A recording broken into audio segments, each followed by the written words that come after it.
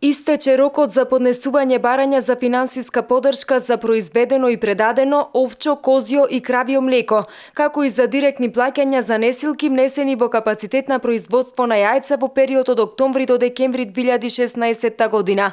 Во предвидениот рок над 1000 млекопроизводители од Пелагонија поднеле барање до подрачната единица на Министерството за земјоделство, шумарство и водостопанство во Битола. Некаде околу 1000 барања завршува. Одма од другиот наредниот ден почнуваме со втората фаза, тоест јануари, февруари, март и април за млекото за преување и така да чекаме исто програмата да кажат од Скопје да видиме за преување за субвенции на 2017 година. Висината на финансиската поддршка за произведено и предадено овчо, козјо и кравјо млеко е 3,5 денари по литар, а додека пак за несилки внесени во капацитет на производство на јајца изнесува 100 денари за купена и внесена несилка во одгледувалиште на кокошки несилки за производство на јајца.